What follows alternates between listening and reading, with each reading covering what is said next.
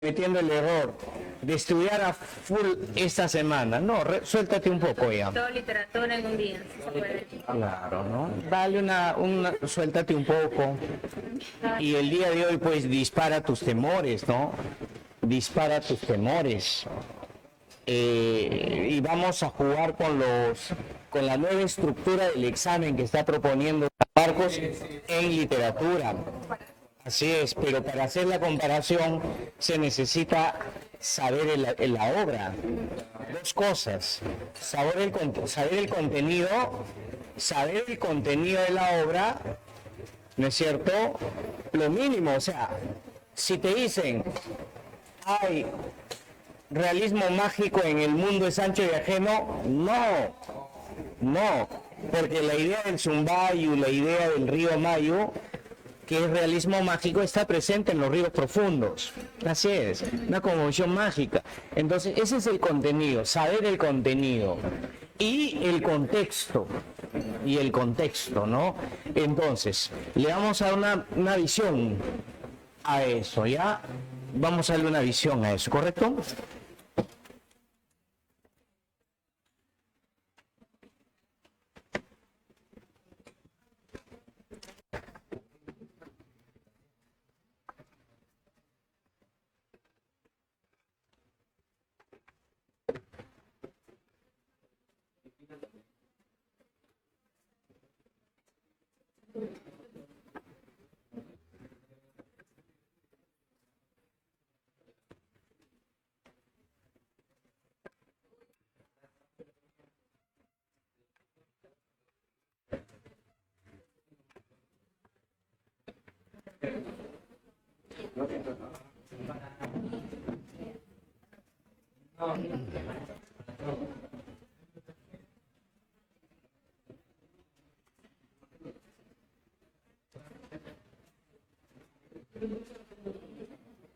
Mira, aquí te preguntan.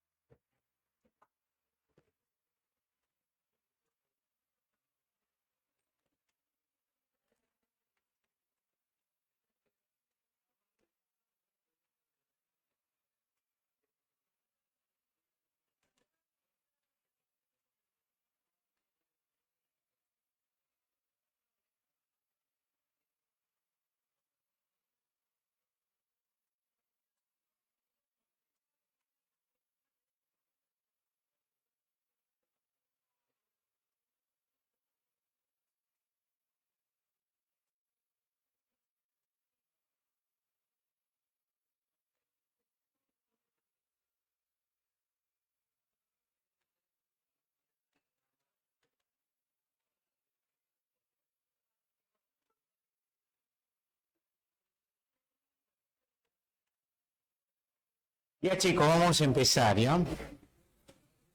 Primer tiempo, dos tiempos, ¿ya? Primer tiempo, me ayudan luego ustedes con el segundo tiempo, ¿ya? Va a haber dos tiempitos. La primera corresponde a la edad antigua. La segunda corresponde a la edad media. La tercera a la edad contemporánea. Y la cuarta a la edad moderna. Y la cuarta a la edad contemporánea. Ya, cuando jugamos con contextos, acá es el 476, ¿no? La caída del Imperio Romano, ¿no? Y el proceso que se le va a llamar la romanización. Ahí nacen las lenguas romances, recuerda. La caída de Roma, como Roma se había expandido tanto, ahí nacen las lenguas romances. ¿Cuáles son las lenguas romances? Francés, italiano, español, portugués, las lenguas romances. En la Edad Moderna, ¿te acuerdas? 1453, ¿no? 1453. La caída del Imperio de Constantinopla. Y el inicio de una nueva manera de ver el mundo, el humanismo, el antropocentrismo. Ya sería 1789, la Revolución Francesa, Estas bolitas marcan límites a cada edad. El límite entre la antigua y la media es la caída de Roma. El límite entre la moderna y la media es la caída de Constantinopla. Y el límite es entre la edad moderna y la contemporánea, la Revolución Francesa. Vamos, movimientos literarios. ¿Cuáles son los movimientos relevantes en la edad antigua? El clasicismo, ¿no? Y en España, el clasicismo tiene otro nombre. Más o menos cuando hablamos de a ver, acá hay tres obras del mundo clásico. Tres obras del mundo clásico.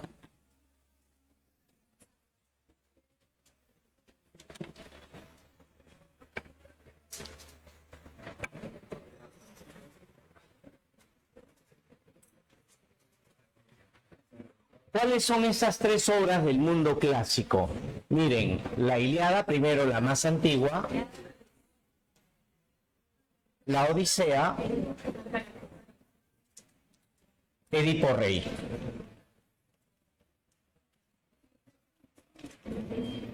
Mira, ahí tenemos, ¿ve? La Ilíada, la Odisea y Edipo Rey. Pero si es que estamos jugando en paralelo con la literatura española, acá tenemos una obra, en este espacio de la literatura española, tenemos el poema del mío Cid. Aunque eso no corresponde acá, no, ahí nomás. Tres obras del clasicismo.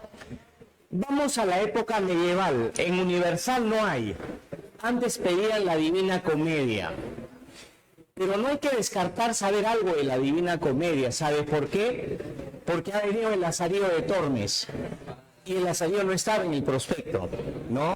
Aunque ha venido de manera indirecta, pero de todas maneras ha venido. Entonces hay que tener cuidado. Dante sería. Pero bueno, lo vamos a descartar. Ahora sí, acá hay una obra. A ver, si esto dura 1000 años, por acá está, ¿ve? Por acá está la obra.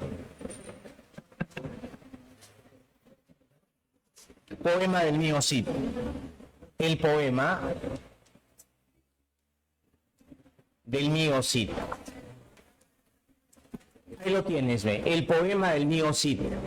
Cuarta obra, pero ya en el nivel de literatura española. Universal española. Poema del mío Cid. Seguimos avanzando, no vamos a la edad moderna. Entre el Renacimiento y el Barroco acá, casi coqueteando con el Barroco, hay una obra. Romeo y Julieta. Aunque las mejores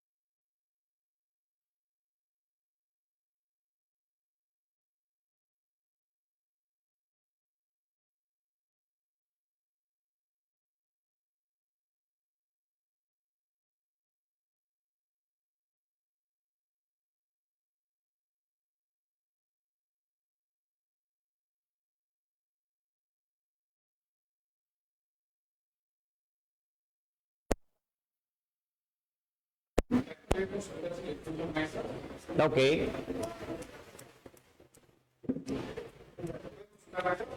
Chicos, ¿me escuchan? ¿Cómo estamos? ¿Sí? ¿Qué dicen? ¿Levantan un dedito? Sí, pero no dice que sí se mucho, pero que no se escucharon bien. Voy a repetir, estoy presentando el buffet, estoy presentando los platos a la carta, ¿no? Esta es una clase a la carta. Llegamos a la edad contemporánea, Ya sabes qué marcó el inicio de la edad contemporánea, ¿no? Y llegamos al romanticismo. Acá, a inicio, yo diría, mira, inclusive sería entre el neoclásico y el romanticismo, porque este escritor está en ambos periodos, pero acá viene la gran obra, pues, del romanticismo, ¿no? Faust, las cuitas del joven Werther, las cuitas del joven Werther.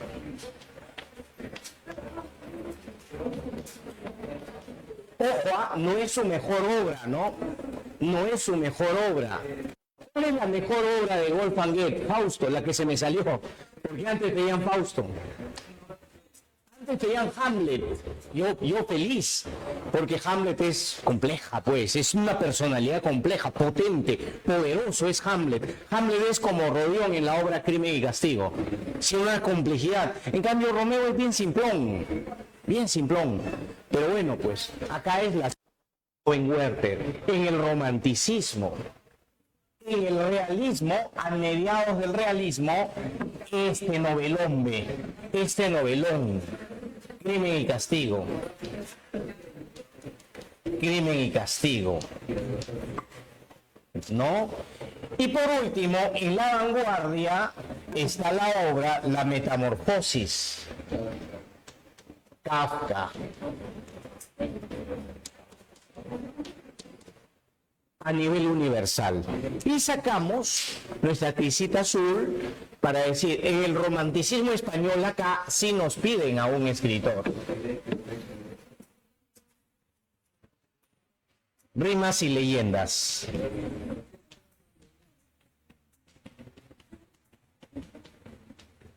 Y han sacado la obra Bodas de Sangre. Ya no está. Pero de todas maneras, si hay un tiempito, les explico. Contemos, ve. 1, 2, 3, 4, 5, 6, 7, 8, 9, 11. Por eso estamos jugando un partido, primer tiempo. 11 jugadores. 11 jugadores, ¿correcto? Bien, de estos 11 jugadores, ya no les voy a, no, es que tampoco hay tiempo para hablar del autor. A mí me gustaría explicarte que Homero no escribió la obra, que Homero era una Edda, que Homero su nombre no era Homero, sino Melesígenes, ¿no es cierto? Que lo que era una especie de poeta de pueblo en pueblo que cantaba hazañas. Y si te hablo del autor de Romeo y Julieta, te podría decir que él tomaba argumentos de otras literaturas, pero ya no hay tiempo. Si no, vamos a algunos detalles relevantes. ¿Cuál es? El detalle relevante, ya sabes el contexto de. Ahora, el detalle relevante es el tema. Tema y subtema. Tema y subtema de cada uno de ellos. Si te preguntaran la pasión juvenil y la lucha de familias, Romeo y Julieta. ¿Te das cuenta? Y eso, la historia de Romeo y Julieta es la pasión desbordante de los jóvenes, verdadero. ¿No? Son las familias poderosas que luchan por el poder en la ciudad de Verona, verdadero. Pero si te dicen, luchan por el poder en la ciudad de Mantua, un alumno despistado, como sabe que la obra es entre Verona y Mantua, mira cómo te despistan en San Marcos. ¿Qué digo? Dos familias que se disputan el poder en la ciudad de Mantua. Y tú como estás cargado de nervios, marcas verdadero. ¿Y sabes qué? Cayó todo, se te cayó todo el edificio. Solo por un datito en el cual tú pisaste la cáscara de plátano. Entonces, 11 obras. Vamos ahora a buscar el tema, a trabajar el tema y los subtemas.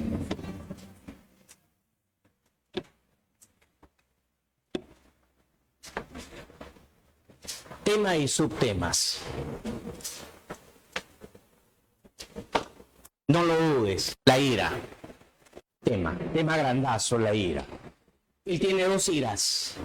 La primera por su esclava, que no le importa mucho, Criseida, siempre me confundo entre Cri y Briseida, la rubia Briseida, y el que sí le importa, y se rayó, Patroclo. Ahí Aquiles se soltó la trenza. ¿No?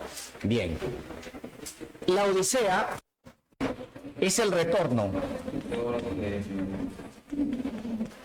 ¿Cuál es el gran tema de la Odisea? El retorno. Pero un retorno cortado, porque él cometió un error. Ofendió a los dioses construyendo el caballo de Troya. Así que su retorno va a ser difícil. Y si te comparan, ¿qué es lo que quiere decirte Homero? Que la vida es un camino difícil. ¿Lleno de qué? Lleno de obstáculos. Y eso está en la pre como un subtema. La vida como lleno de obstáculos. En cambio acá como un subtema en la ira es acepta tu destino. Y si tienes que muere. Mira, el mejor ejemplo es Héctor. Su hermana misma la tomó del brazo y le dijo, vas a morir, no salgas. Y él dijo, si es mi destino morir, moriré como héroe. Porque ese es el legado que debo dejar a mi hijo.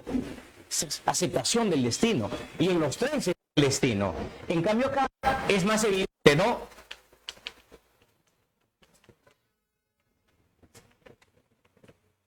El destino trágico.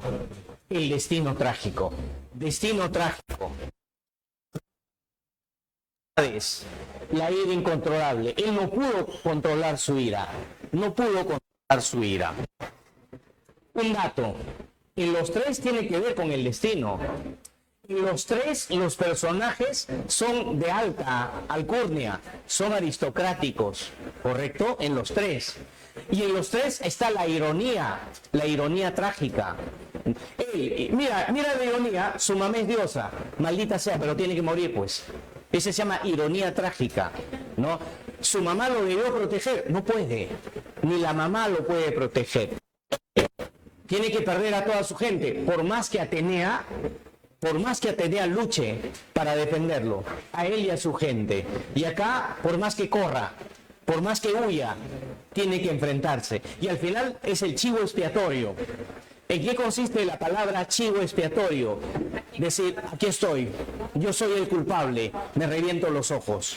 La idea del chivo expiatorio. Entonces, esto es en el clasicismo. La ira, el retorno y el destino trágico. Dime, ¿acá habrá amor a la familia? No. Ingenio. En la Odisea sí hay el sentido de la familia. Hay el sentido de la familia. Y hay esto que puede ser superior a la valentía que había acá. Acá era la valentía, mira. Acá era la valentía. Esto no le temen a Aquiles. Ira, valentía. Retorno, familia, ingenio. Y acá, la ironía. Ironía trágica. Del destino también, ¿no? La ironía. Ironía, correr hacia tu mamá pensando que estás escapando. La ironía trágica. Ilíada es épica, recuérdalo. Odisea es épica y Edipo Rey es drama. Es una tragedia. Ahora, ¿por qué es relevante? ¿Por qué te van a preguntar en este examen la Ilíada, la Odisea y Edipo Rey? Y esto te pongo mi mano al fuego, te la van a preguntar, te lo juro. Te acordarás de mí. Una de las tres te la van a preguntar. ¿Por qué? A ver. Dime, hija. 24. La Ilíada y la Odisea son 24. Solo que esta es más extensa, porque tiene 15.693 versos y este 12.110.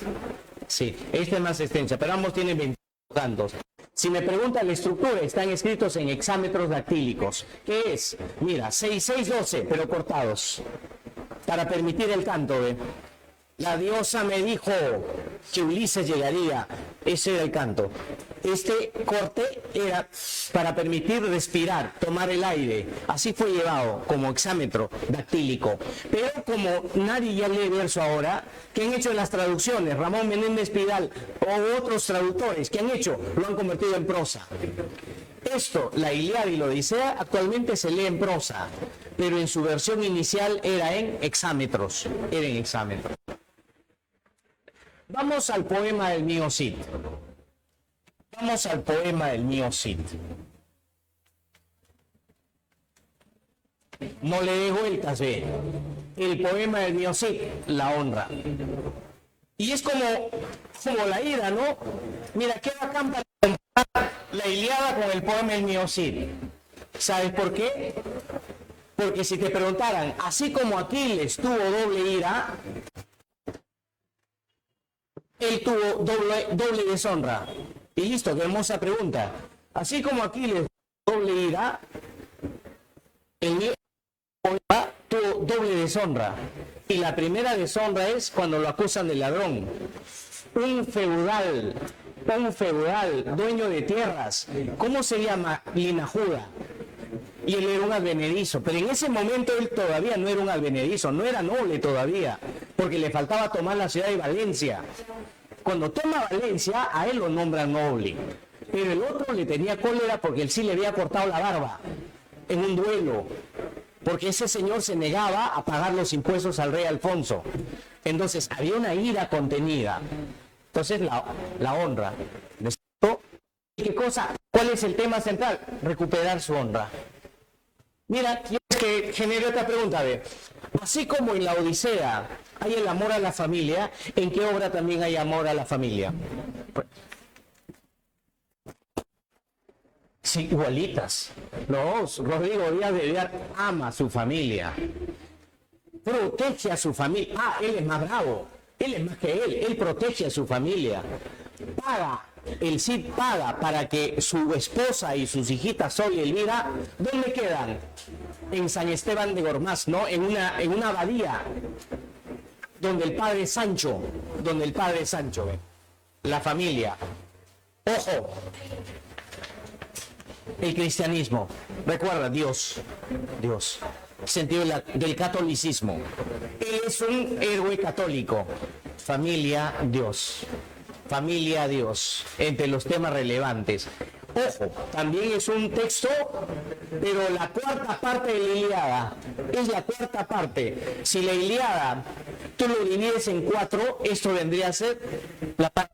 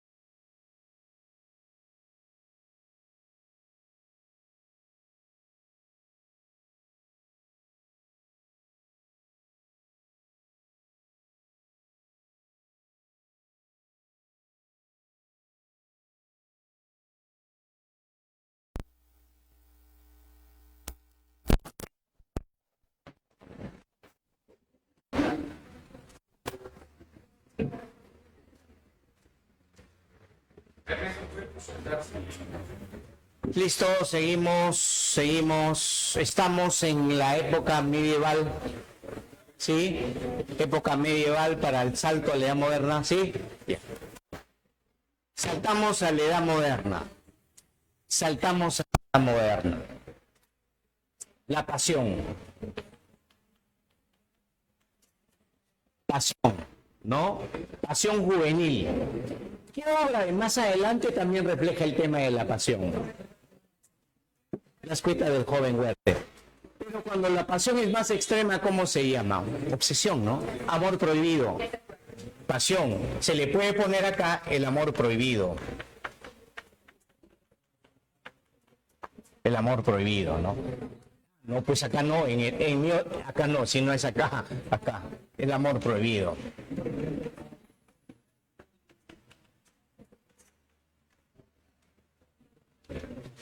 Pasión en el renacimiento de Romeo y Julieta.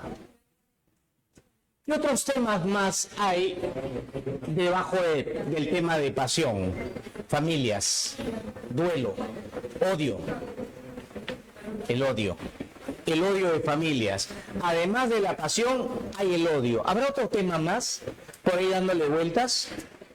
La pasión, ya se casan los chiquillos, los jovencitos, pero sus familias se siguen tragando el odio, el veneno. ¿Qué más hay? ¿Qué más hay? ¿Recuerdas? En el tema de Romeo y Julieta, es bien plano, sencillo la obra, ¿no? No hay mucho para añadir. En cambio, en Crimen y Castigo, en la Metamorfosis, hay hasta 12 temas o subtemas. Vamos a la vida de sueño, que también se nos vuelve un poco compleja la vida de sueño.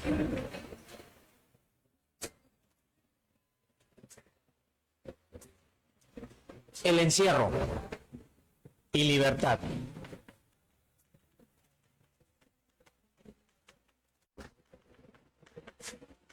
El encierro y la libertad. El encierro y la libertad. ¿Qué elementos más hay? El libre albedrío. El libre albedrío. El determinismo.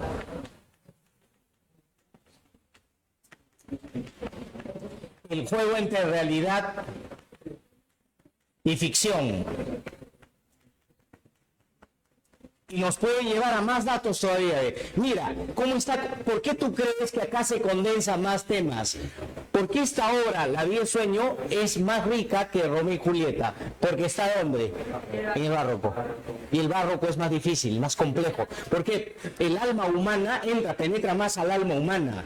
En cambio, ¿qué es sencillo? La pasión, se acabó. En cambio, acá el encierro y la libertad. Es el dinamismo, es el cambio en el hombre es constante, el hombre es un ser dinámico.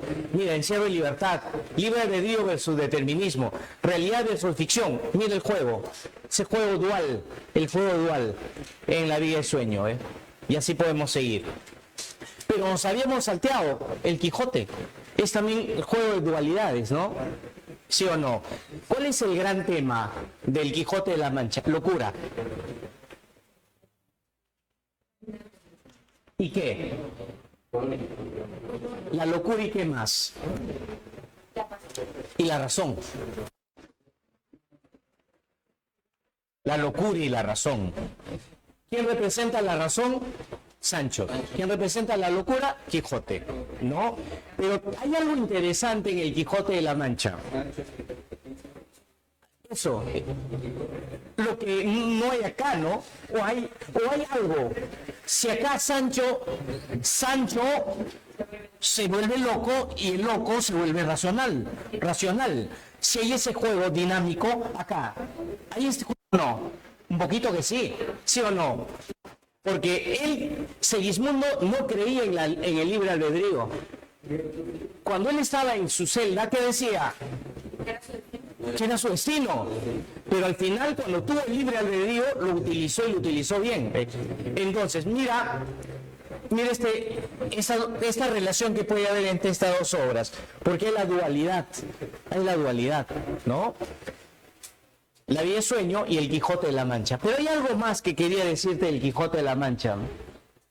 El Quijote de la Mancha es una novela total, recuérdalo. Ahí nace la idea de novela total.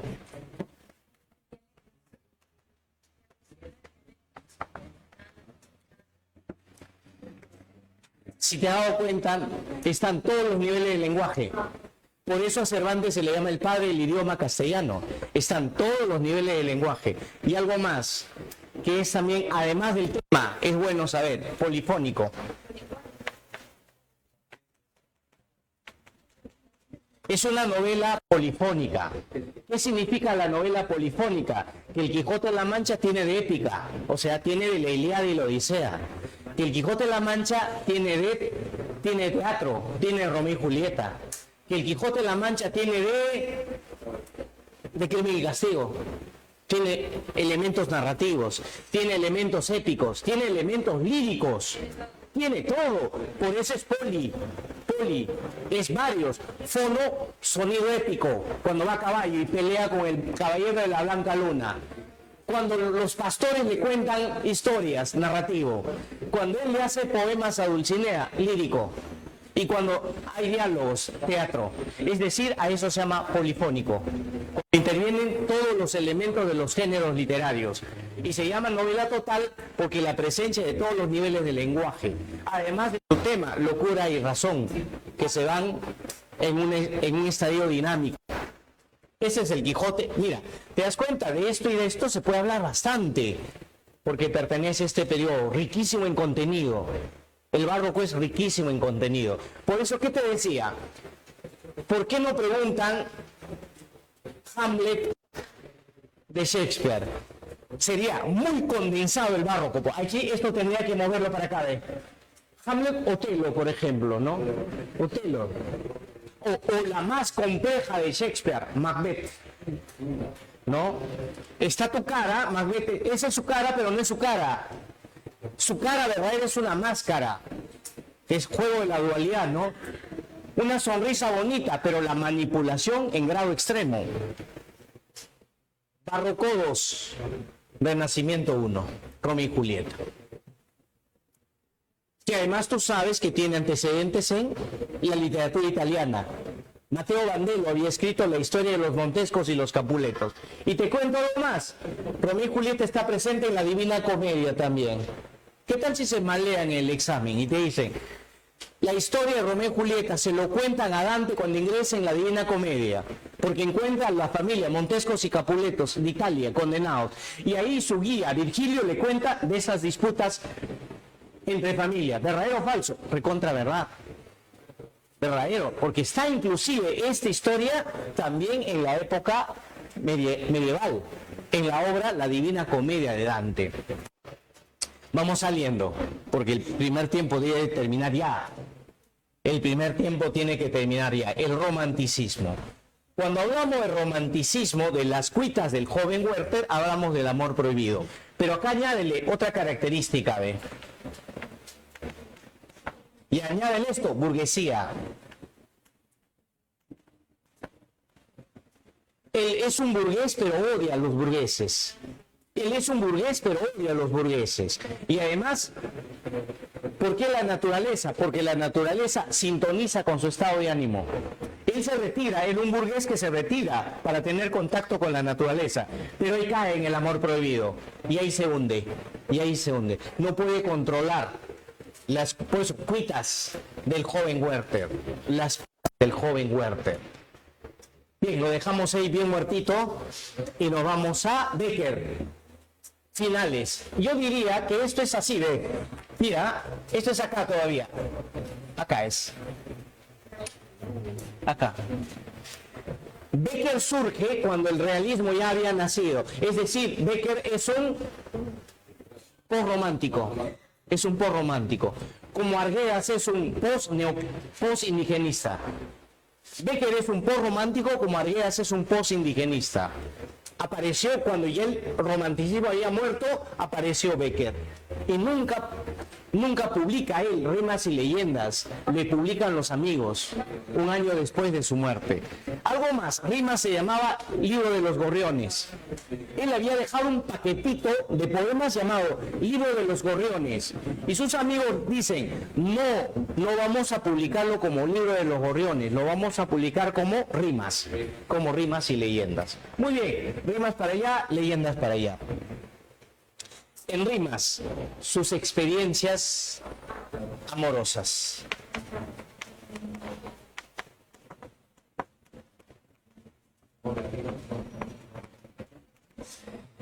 En las rimas, ¿qué cosa plasma el poeta Gustavo Adolfo Bécquer? Sus experiencias amorosas. 1, ilusión. 2, pasión. 3, decepción.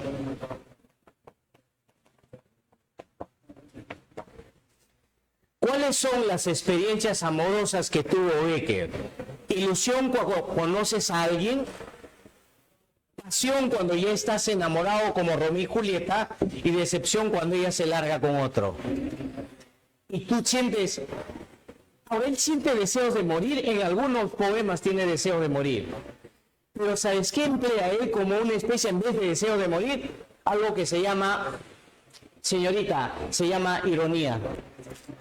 Es como decirte, te fuiste con otro, pues lárgate, mira lo que has perdido, ¿no? Hay una ironía en algunos versos de Gustavo Adolfo Bécquer. Eso es en rimas. Vamos a leyendas. Dime, si te preguntaran, ¿qué son las leyendas?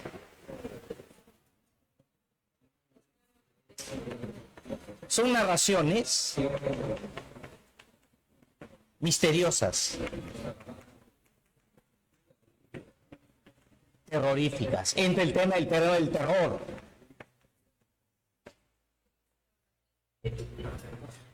Chicos, cuando terror, hay un elemento. Cuando te gusta lo raro. Él tenía amor por los castillos abandonados. Eso tiene un nombre. El amor por lo tétrico, lo gótico.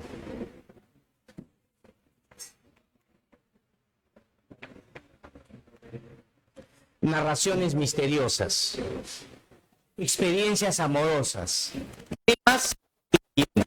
Bécquer. Vamos a Crimen y Castigo. ¿Cuál es el gran tema de Crimen y Castigo? El asesinato, pero llevado por sus ideas delirantes.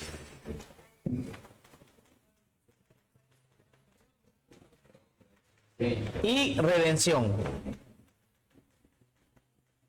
Hay dos temas presentes en Crimen y Castigo. El asesinato de la vieja Aliona, llevado por sus ideas de delirio, y al final su redención gracias a Sonia. Dime, además de asesinato y redención, dime, ¿no es esta acaso una novela policial? Es una novela policial, es una novela psicológica, pero a la vez es una novela ética. Mira lo que es interesante la obra Crimen y Castigo. Mira lo interesante. Novela policial, porque hay un asesinato. Inclusive meten preso a quién, a ver, en la obra Crimen y Castigo. ¿A quién lo acusan primero? A un pintor.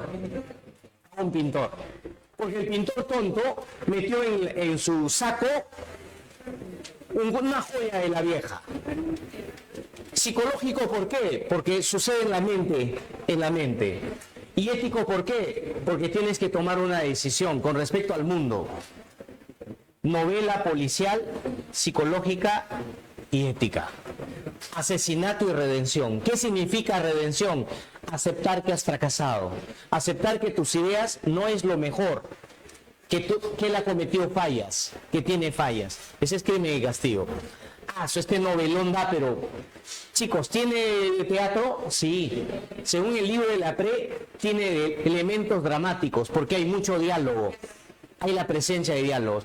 ¿Es descriptivo? Claro que sí, es recontra descriptivo. Casas, escaleras, edificios. Es la Rusia pobre antes de la Revolución Rusa, ¿no? Ahora, nos desviamos al autor, que es una larga historia, ¿no? Dime, ¿qué crees que le cambió la vida a Dostoyevsky? El estar entre el límite entre la vida y la muerte. Recuerda que le perdonaron faltando segundos para matar. Apunten y ya le iban a reventar la cabeza. Apunten y una resolución. El zar dice que te perdona, así que te vas a Siberia.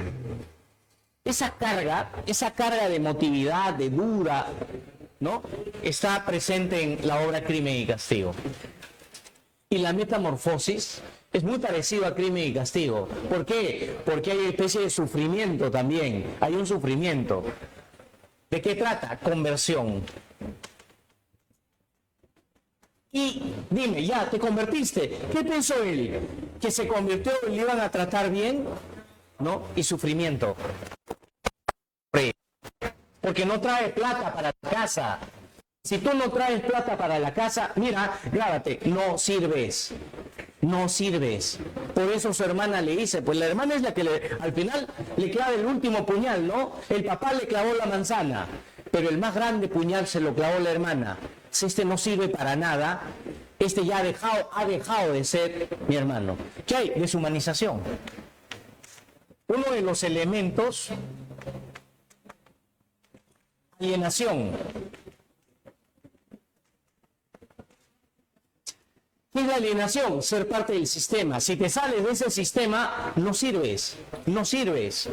¿Qué más podría haber? Dame un elemento más, aparte de la deshumanización, de la alienación del sujeto moderno. Ahí recuerda esto con los padres, ¿no? La incomunicación. La incomunicación. Ya. Mira. 11 obras. 11 obras. ¿Qué podemos relacionar? A ver, la metamorfosis, que es el sufrimiento, se puede relacionar con Crimen y Castigo. Se puede relacionar con La vida y sueño. ¿Ve? Esta, con esta, con esta. El padre, acá hay el padre. Mira el padre. Y acá está el padre. Acá, aunque no hay el padre, ¿no es cierto? Pero hay el sufrimiento interior. ¿Dónde más hay sufrimiento? Algo de Edipo. Algo de Edipo. Entonces, ¿qué hacen en el examen de San Marcos cuando arman la pregunta? Y hacen la dualidad. Tratan de buscar un tema común. Un tema común. ¿No? A ver, cuando te hablan de el retorno. La Odisea, el retorno, ¿ya? Retorno. Y el poema El Music. Porque él tiene que retornar por su familia, después de 3 años, por el sentido del amor a la familia. Crimen y Castigo, obviamente, con la metamorfosis y con La vida y sueño. Ahí es el joven. Mira el conflicto, metido en su soledad. Metido en su tabuco es su cuartito, y a cada rato tocándole. Te venía a buscar la policía. Miércoles, no sabe, piensa que porque ha matado. No, debe el cuarto, pero casi se va de boca. Pobrecito, da una pena enorme. Y él, cucarachita, sufriendo, ¿no? Viendo en qué momento él puede salir a trabajar, su desesperación, la rutina también, la rutina. Mira, hay elementos. Ahora, decir que pueden relacionar es difícil, pero tienes estas 11 obritas ahí de escritores pertenecientes a estos tiempos. Ya, duda, levanta la mano, levanta tu manito. Si hay ahí chicos en casa, los que están ahí en su casa, sentados, cómodos, preguntas de las 11 que están acá, duda, autor. Lo que tiene al momento el conflicto filosófico es humanista y humanitario. Anti-humanitario. Recuerda que él es intelectual. Él ha leído a Schopenhauer, a Nietzsche. Él tiene algo de Maquiavelo. El fin justifica los medios. No no le importa la humanidad, pero a Sonia sí. Y ese choque.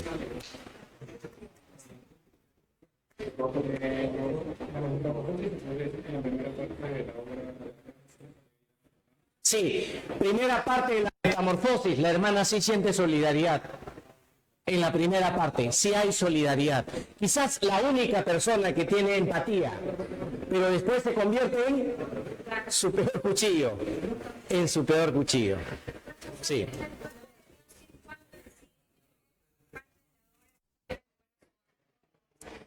Recupera la honra en la primera cuando lo votan, recupera la honra en la segunda, cuando toma la ciudad de Valencia. Y el rey lo nombra noble y le permite la unión con su familia. Inclusive el rey mismo lleva a su familia. Jimena corre para abrazar, ¿no? Y la segunda recuperación es en el tercer cantar, cuando pide que le devuelvan las espadas Tizón y Colada. Tizón y Colada.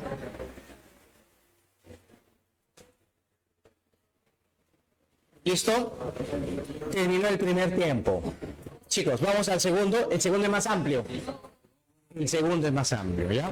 Bien. Sí, puede ir. Claro que sí.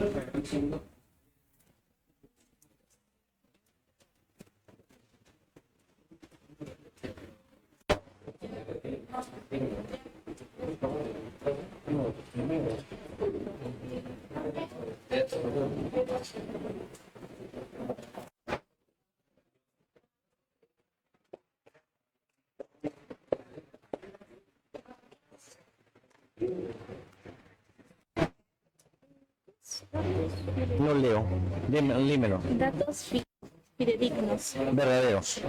Datos verdaderos. Sí, fidedigno es lo verdad. Y para parrafillos históricos. Parrafillo es cuando tú dices, en 1725 Lima recibió al virrey Amat. Te dan un dato histórico. Parrafillo, ¿no? Para darle historia a tu texto. ¿Ricardo Palma es alegórico? ¿Alegórico? No. No hay alegoría en Palma. Pero eso es metáfora. Metafórico no tanto, lo que hace Palma es humorístico, satírico, irónico, sí. Ajá. ¿Qué son alegorías? ¿Alegorías? Es lo que hay en la vida de sueño, simbolizar cosas a través de sueños, a través de colores, lo que hace Rubén Darío. Filosófico, ¿verdad? ¿Ah? No filosófico. Sí, la filosofía es una alegoría. Dios es una alegoría, recuérdalo. La justicia. Así es, así es. Sí. Listo, chicos, estoy paseándome antes de borrar, suelta alguna duda que tengas de estas obritas. A ver, géneros, vamos a jugar con géneros. La metamorfosis, según la pertenece al género épico. Ten cuidado, ¿ah? Género épico. Crimen y castigo, especie novela. Crimen y castigo, género épico, especie novela. Rimas y leyendas, hay doble género ahí. Hay el lírico y hay la especie narrativo. Las cuitas del joven Werther, género épico, especie novela. ¿Novela qué tipo? Epistolar. Epistolar.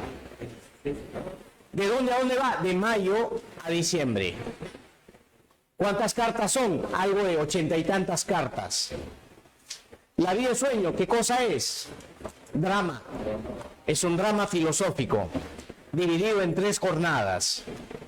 ¿Correcto? El Quijote, ¿qué cosa es? Es una novela, pero pertenece al género épico. Además, sabemos que es una novela total. ¿Por qué? Porque mezcla todos los géneros. Romeo y Julieta, género dramático, especie tragedia. Poema del Mío Cid, género épico, especie cantar de gesta. Edipo Rey, género dramático, especie tragedia. Y la Ilíada y la Odisea, género épico, especie epopeya. Epopeya. Rimas lírico. No, o sea, es una tinta regular. Así es. Si me preguntan sobre Rimas y leyendas. Su métrica, ¿cómo es? Irregular. Irregular. Y su rima es asonante. Asonante. Asonante. Que no tiene medida. A sin medida. Métrica es medida. A sin. O sea, irregular. Sí. Segundo tiempo.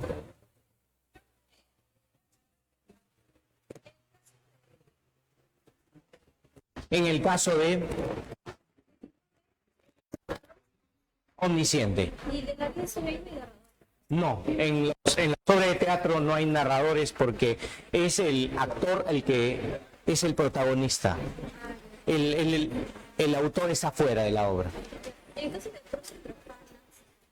De Rubén Darío. había una pregunta en donde decía que si era de verso libre. No, no era de verso libre. Era Prosas profanas es regular. métrica regular. Sí, porque todo es... Recuerda que Rubén Darío es como un gran músico, todo lo tiene bien ordenado. Y para que todo te sea como una sinfonía, todo tiene que ser la misma medida. Había musicalidad, sí también. Musicalidad. Él era Pero perfeccionista en eso. predominaba el El de 14, el alejandrino. ¿Preguntas? ¿No? Ya, sí. Hijo. ¿La teoría del sueño es en prosa? Está escrito en verso. Buena pregunta. La vida de sueño, verso 100%. No 90%, 100% verso. Romeo y Julieta, verso y prosa. El verso y la prosa. Pero actualmente, al traducirlo al castellano, lo han pasado a prosa. Actualmente tú te compras el libro Romeo y Julieta, está en prosa. Pero en su versión en inglés tiene un 70% de prosa y un 30% de verso. Romeo y Julieta. Esto, obviamente, versos. ¿Qué verso predomina acá? El de 12, 14 y 16. Es por eso irregulares, irregular. En cambio acá en Ilíada y la Odisea predomina el verso de 12. 12, 12, 12, 12. Acá el de 14, 16, 14, 16, 14, 16. Acá es 8, 8, 8, 8, 8, 8, 8, 8, 8, 8, 8, 8, 8, 8, 8, 8. Verso libre. Verso libre, sí. Pero utiliza la rima asonante. Asonante, sí. Bien. Ahora, el que más es perfeccionista va a ser Rubén Darío. Con Rubén Darío sí es. Él es la perfección métrica. Hija. Lémelo. ¿Qué dice la frase? Dejan decía que la clave era abandonarán su estado de maternidad y quedarán. Pero cuando es de los marinosos sin plumas, el fin es que dejan el misterio, o sea, no necesariamente se tiene que. Final abierto. Ellos están saliendo a la ciudad, posiblemente una ciudad como una gran boca que se los traga, en la orfandad completa, porque han perdido al abuelo, que era malo, pero al fin y al cabo era su familia, la orfandad completa, y atrás queda el cerdo devorándole al abuelo, pero no se sabe si en realidad lo ha matado, ¿no? Finales abiertos. Decía que en la salida de Tormes, cuando él se casa, pierde su condición de Claro, porque él acepta las condiciones del cura. Cásate con mi criada, tápame mi cochinada y vas a ascender socialmente. Y él asciende, se acomoda cambia totalmente, pero pasa. parcialmente, no total.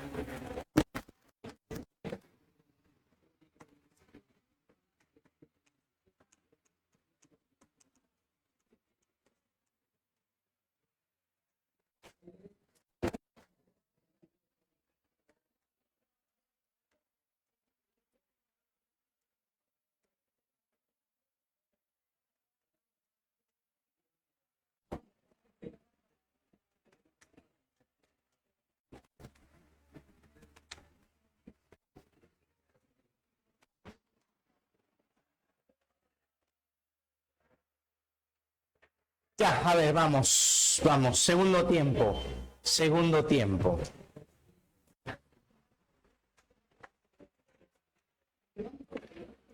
Segundo tiempo. En este segundo tiempo, la edad antigua no nos importa. La edad media tampoco. Mira, por eso ponemos edad moderna, edad contemporánea, ¿correcto? Edad moderna y edad contemporánea. A nivel latinoamericano, ¿qué obra de la edad moderna te piden? Ni una. Ni una. A ver, voy a pensar con más detenimiento. No me voy a dejar llevar por mis emociones. Literatura latinoamericana, edad moderna que va, mira, del 16 al 18. Ya. Apunta a ver. Ni una obra. Vamos al Perú. En Perú sí. En Perú sí, siglo XVII. O sea, acá, a nivel Perú, siglo de acá. Primera obra corresponde a la literatura peruana. Si te acuerdas, los comentarios reales de los incas.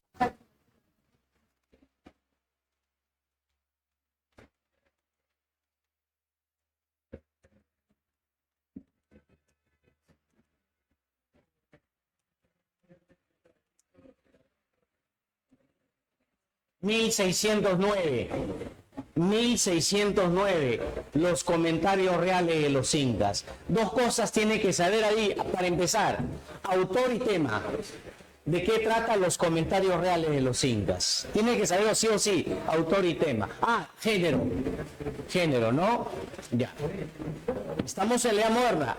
Es el único, creo, si no me equivoco, la única obra de la edad moderna que nos piden. Y ahora sí saltamos a la edad contemporánea. Como estamos en el eje de la literatura hispanoamericana o latinoamericana, vamos al siglo XIX, acá. Siglo XIX, siglo XX. A ver, acá. Uy, acá todavía está. Acá hay una obra.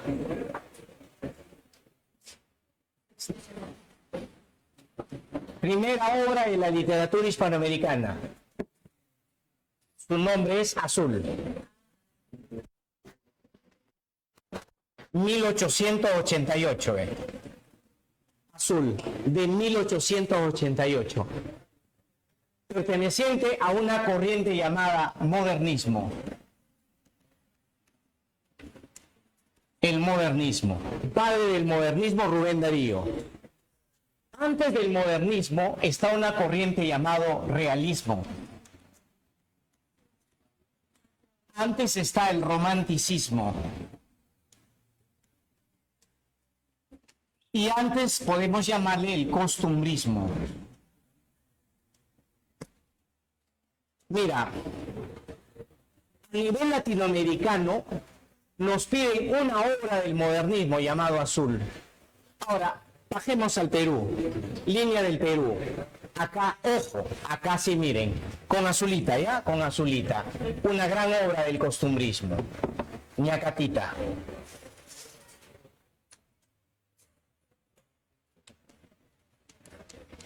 Pone fecha, que nos sirve la fecha, Nos sirve la fecha para ir más o menos ubicándonos cómo va creciendo esa línea de tiempo. Ñacatita, obra de teatro, Manuel Asensio Segura.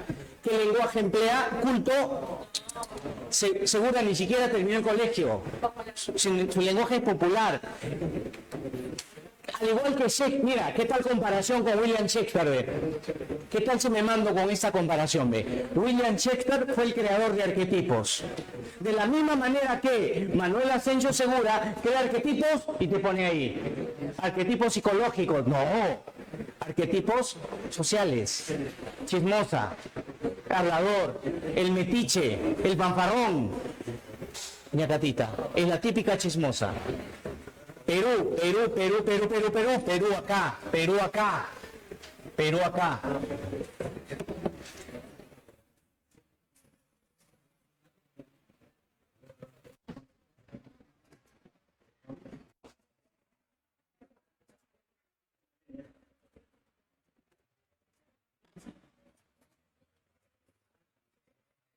Tradiciones peruanas.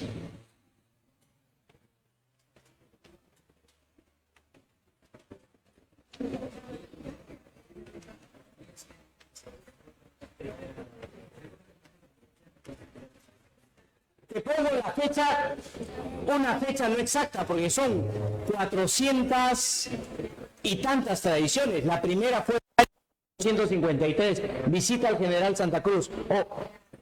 Otra antigua, pero no hay una fecha de publicación, porque va publicando a medida que va avanzando el tiempo. Tradiciones peruanas desde 1853, y estamos en el romanticismo. Y acá tenemos dos obras.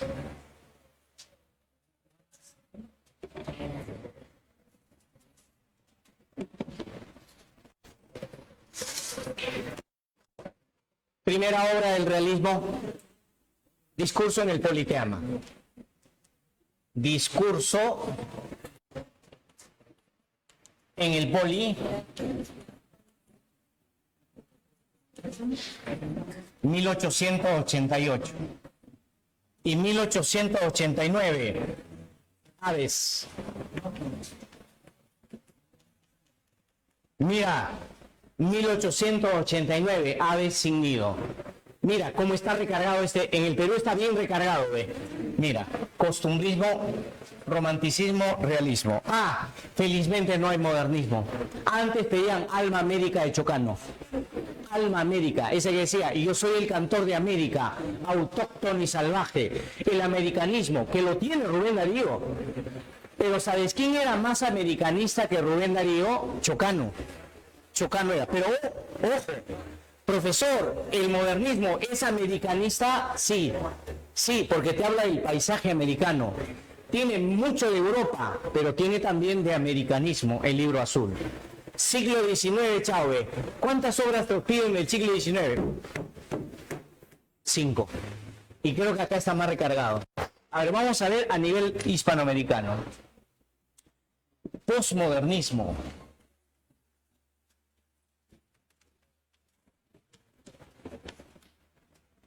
Vanguardismo.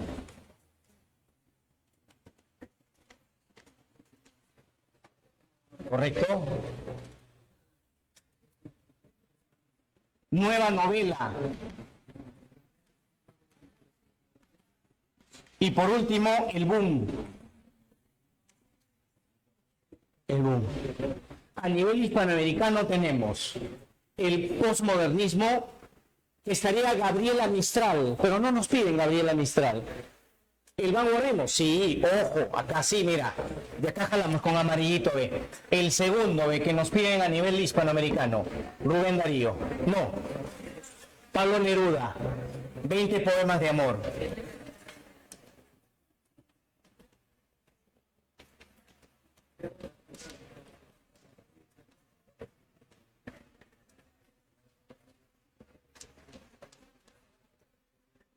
...1924... 2 años después del libro Trilce... 2 años después del libro Trilce... 1924... 20 poemas de amor y una canción desesperada. Nueva novela 2... ojo, en la nueva novela 2...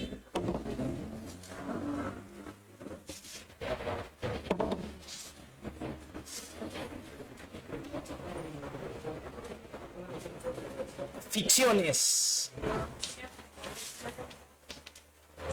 El reino de este mundo. Macanal.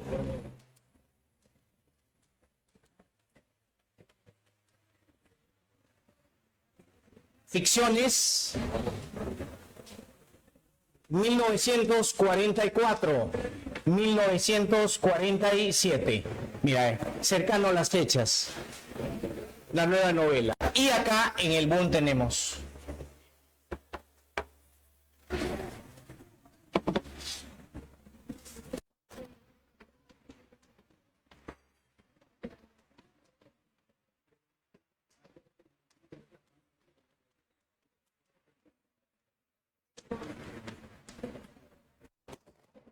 Cien años de soledad. Mira, en la nueva novela, en el boom, en el vanguardismo y en el modernismo. Primero contextualízalo. ¿Qué obras yo debo recordar y saber de la literatura hispanoamericana? 1, 2, 3, 4, 5. Empezamos. En el siglo XIX el modernismo se caracteriza exotismo, musicalidad, preciosismo, color, sinestesia. Vanguardia, libertad métrica, uso de la metáfora, erotismo. Acá hay el erotismo. La nueva novela, uy, esto es el rompe esquemas, porque ficciones te va a crear otras dimensiones. Recuerdes cómo entrar a otra dimensión. El tiempo, ¿no es cierto? Las bibliotecas, los espejos. Y en el reino de este mundo sí es historia, Haití. Y acá es más fantasía que realidad. Realismo mágico, el realismo mágico. Vamos a nivel Perú. Uy, uy, uy, acá da miedo. Acá da miedo. Acá no, para empezar hay dos, Acá para empezar hay dos. Que nos están diciendo, cuidado, cuidado, no me dejes, profe, no me dejes. No te voy a dejar acá. El primero y el segundo. ¿Cuáles son las obras del posmodernismo de inicio del siglo XX que nos piden? 1, simbólicas.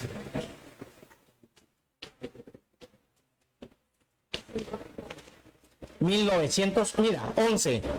Y en 1914, mira, antes del 24 de 1914, el Caballero Carmelo. El Caballero Carmelo. Ya, chao posmodernismo, vanguardismo, wow. Alguien que conoció a Neruda y que Neruda le puso el codo en una foto, y no solo el codo en una foto, sino en toda la vida, porque Neruda siempre dijo, ese serrano no sabe escribir. Porque Neruda siempre tuvo cólera a Vallejo, porque sabía que Vallejo era superior a él. Pero Neruda tenía más dinero y más contacto. Vallejo se estaba muriendo con una enfermedad incurable. Y Neruda era una persona muy creída. Era una persona que se infló demasiado. Y lo desinfló a Vallejo.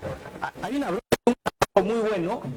Hace poco leí de la bronca entre Pablo Neruda y César Vallejo. Obviamente Vallejo era de lejos mejor. Estamos en azulitas, ¿no? Azulitas. Acá hay 3, pues lástima. Lástima, 3 del gran César Vallejo. Mira, Un 3 en 1, ve. Heraldos negros.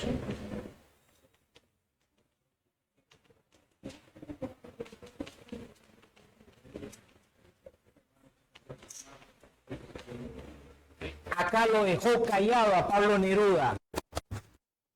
Y le volvieron a publicar a Vallejo en Madrid, el 31. Neruda picón. ¿Por qué le publican a Vallejo si Pilcho ni se entiende? Y alguien le dijo, él es mejor poeta que tú. Y fuera de broma, muchachos, no lo defiendo porque yo sea peruano, porque ustedes lo sean también. Lo defiendo porque la profundidad de la poesía de Vallejo es lo que marca la diferencia. ¿Cómo es la poesía de Vallejo? Profunda, humana. A diferencia de Neruda, es casi superficial, casi como Romeo y Julieta. Hay algunos libros de Neruda que son fuertes, pero este libro es bien débil, endeble. Mira acá. Mira, el espacio ya no tengo, ¿ve? En el tiempo de la nueva novela, acá se le llama indigenismo.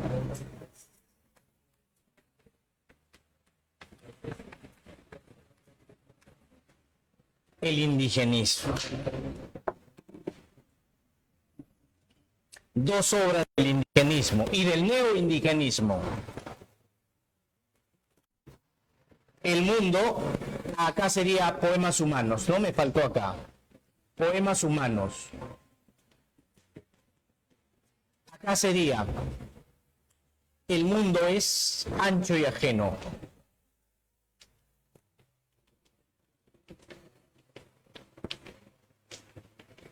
Los ríos profundos.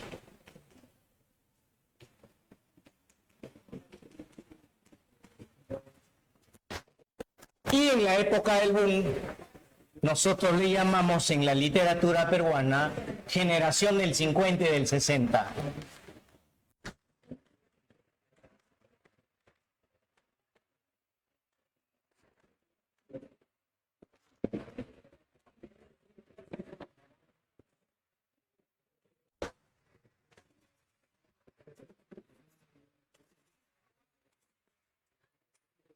¿Qué obra nos piden de la generación del 50?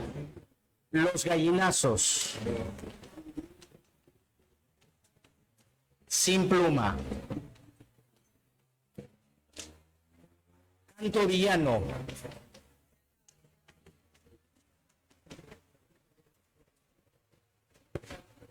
La ciudad y los perros.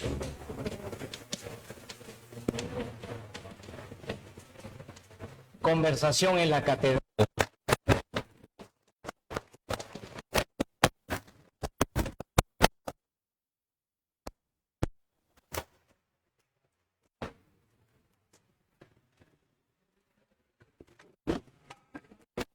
Vamos, contemos.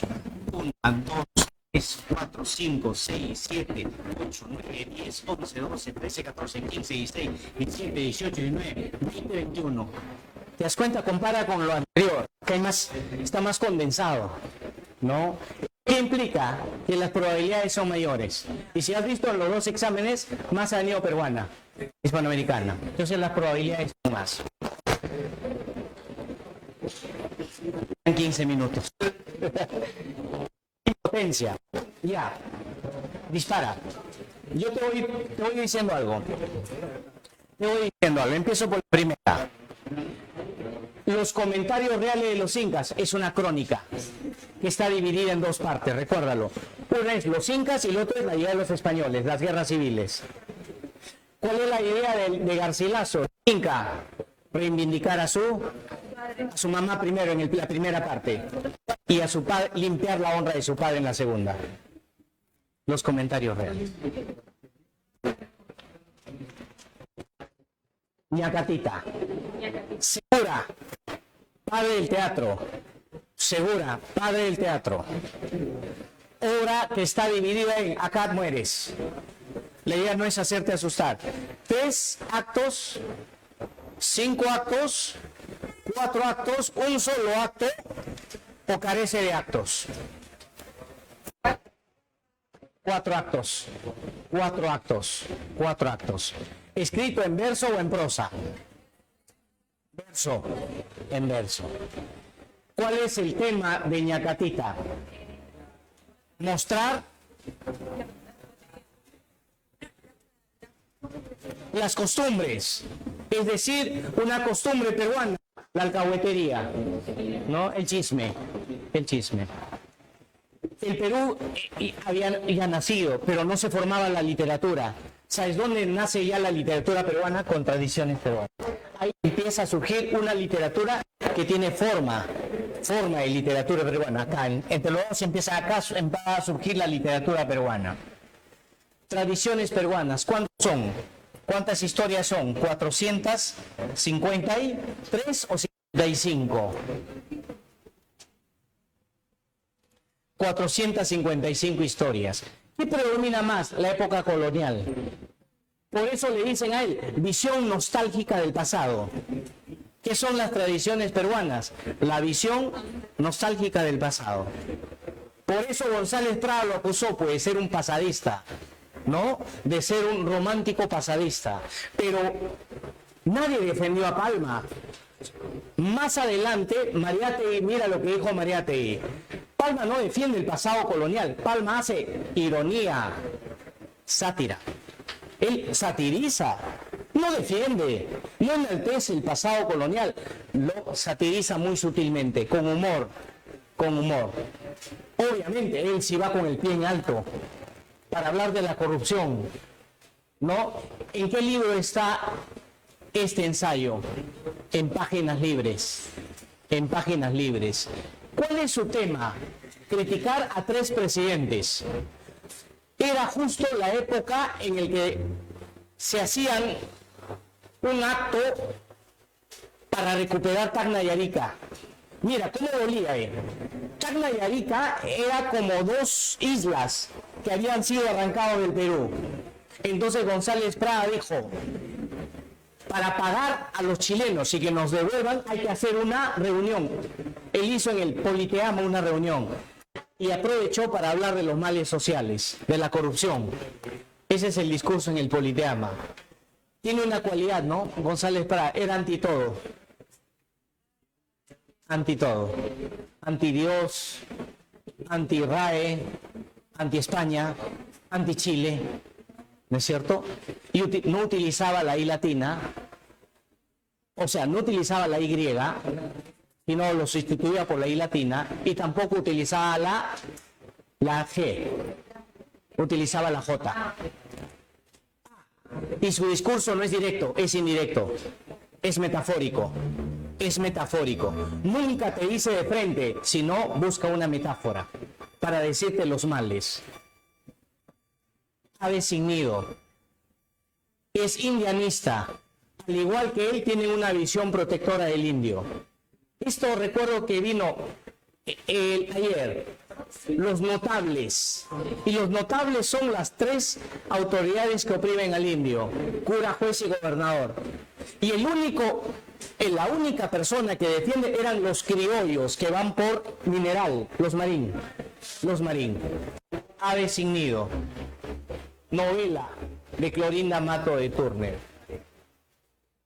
Azul está dividido en 2. Poesía y cuento.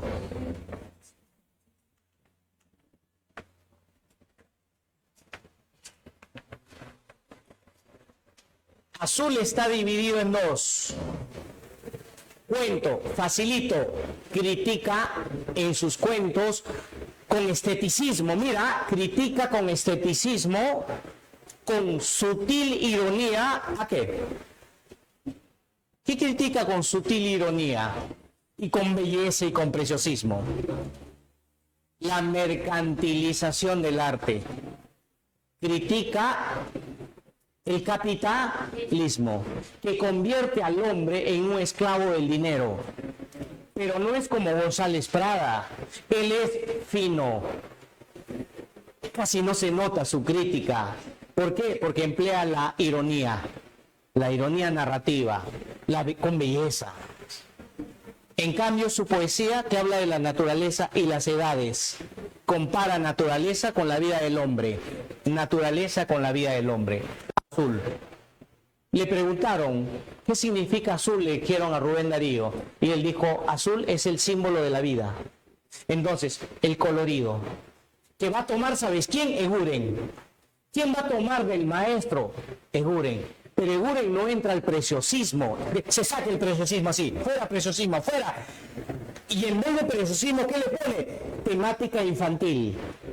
Pero poesía no para niños, sino una temática infantil para hablar de las vicisitudes humanas. Ejemplo, muerte, soledad, tristeza.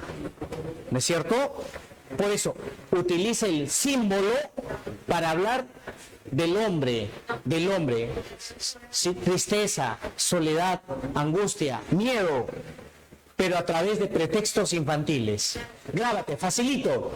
A través de temática infantil, él reflexiona sobre la vida.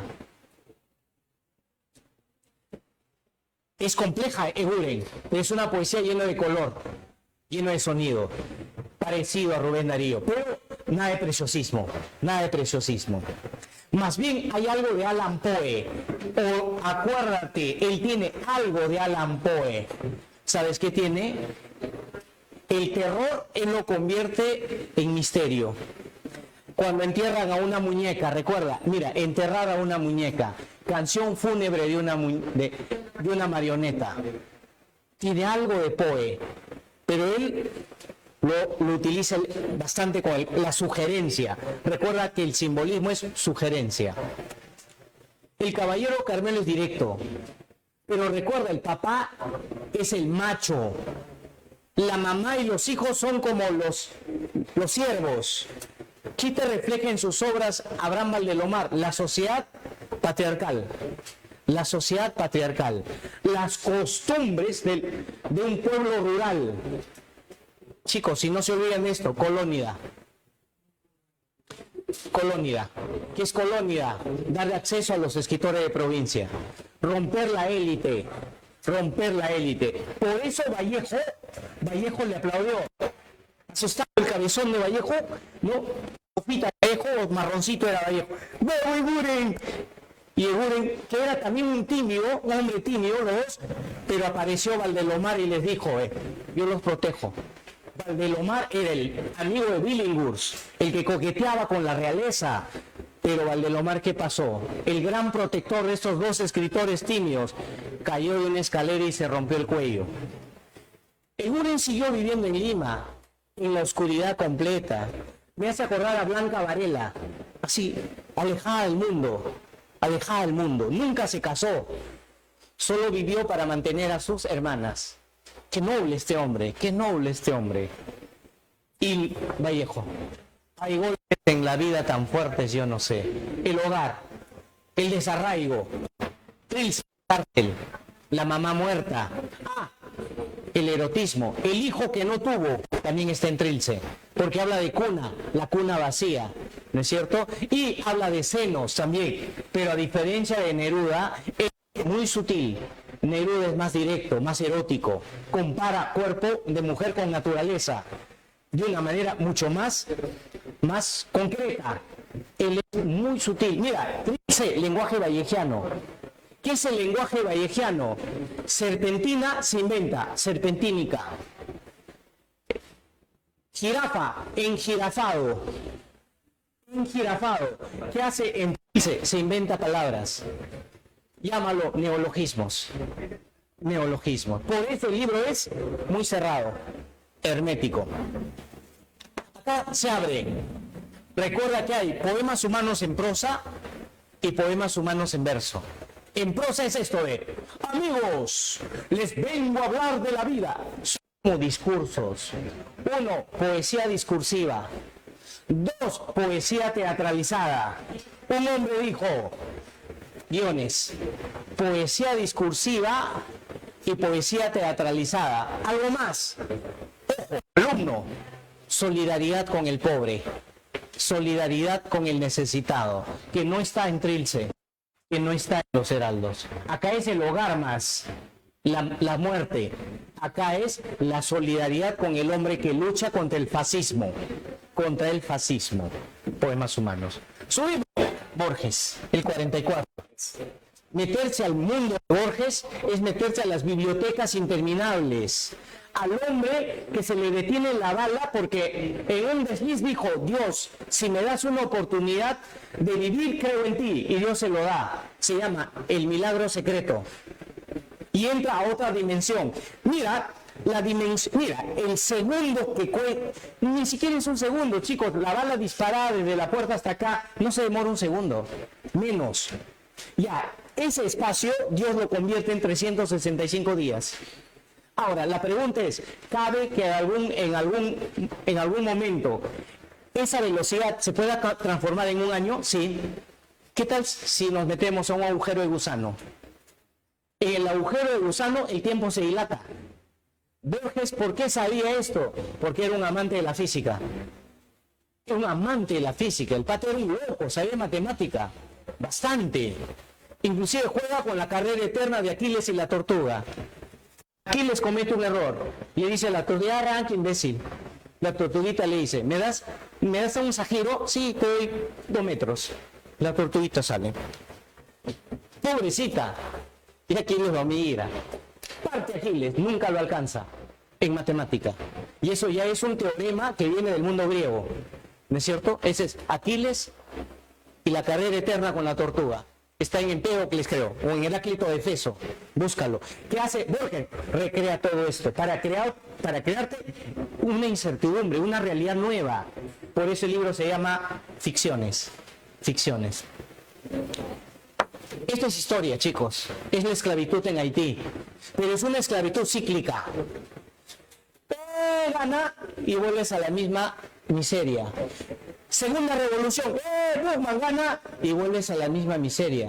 Tercera revolución, Henry Christopher y vuelves a la misma miseria. Cuarta revolución, los mestizos republicanos, vuelves a la misma miseria. ¿Qué te queda con Tino Noel? Elevarse y transformarse, metamorfosearse, e irse de este mundo, el reino de este mundo. Ambas obras del indio, la tierra y la identidad. La tierra y la identidad. Dime, ¿quién de los dos maneja bien el quechua? Los ríos profundos. Manejo perfecto el quechua, porque él era un quechua hablante. El misterio que tienen los quechua hablantes, las creencias, el trompo, el zumbayu, el río Mayu, la naturaleza que habla. Mira, el trompito. Tú te acercas, ¿qué le hacía recordar el sonido del trompo? Los mosquitos en su pueblo. Cerraba los ojos y se alucinaba él que estaba en su mundo de antes. El zumbayo es un pretexto del viento, de los animalitos pequeños. Los gallinazos, 2 niñitos. Ya no preguntan, ya lo han preguntado. Ellas también han preguntado. Tanto ya no tengo. Relaciónalo con simbólicas. La soledad. Solo que ella entra al mundo del existencialismo. Del existencialismo. La ciudad de los perros y Conversación en la catedral son novelas políticas. 100 años de soledad es la fantasía contada como si fuera real. ¿Qué hacemos? ¿Le doy las claves? Sí.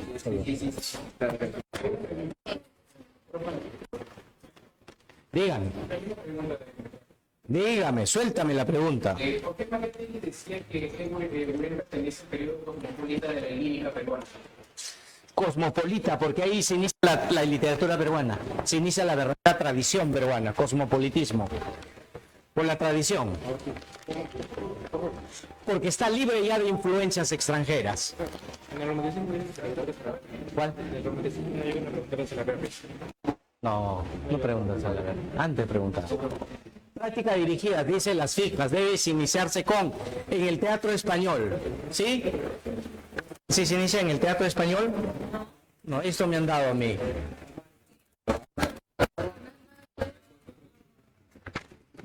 No tengo las otras. Sí. Lo siento. Me han dado las fijas 2, las fijas 2, porque la semana pasada fue las fijas 1, las fijas 2, las fijas 2. Se han jugado con mis sentimientos.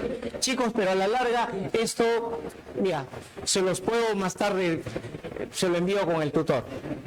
Cuando me envían, lo pongo las claves. Chicos, pero la idea es que esto lo hayan recordado. Y no es causarles temor ni miedo. Nunca le tengan miedo a esto. Es simplemente criterio. Apliquen su criterio. Y lo que ustedes saben, sí, chicos, sí. Solo con tranquilidad. La van a hacer. La van a hacer. ¿Ya? Y no se desea suerte. Yo no les deseo suerte, sino simplemente manejen su emoción nada más. No manejen, aprendan a manejar sus emociones. Y lo que saben, pues ya. Y con esa la puedes hacer, hazlo. Si no, tenemos que seguir preparándonos. Esa es la realidad, ¿no? ¿Qué le podemos hacer? No hay dioses a quien orar. Solo eres tú y tu circunstancia, ¿no? Y háganlo, manejen sus emociones, ¿ya? Chicos, entonces, éxitos. No.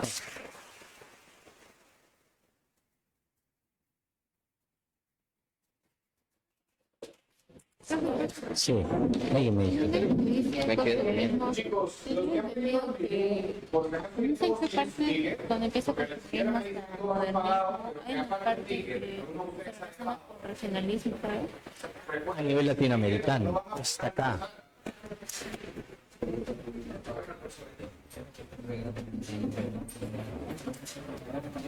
Acá está el regionalismo. Rómulo Gallegos. Rómulo Gallegos. ¿De qué país viene? Venezuela. De Venezuela y Colombia. En el Perú le llamamos indigenismo. Ese es el costumbrismo. Costumbrismo. Costumbrismo lindo. Hija, ¿sabes si acá hay baño? Quiero lavarme la mano.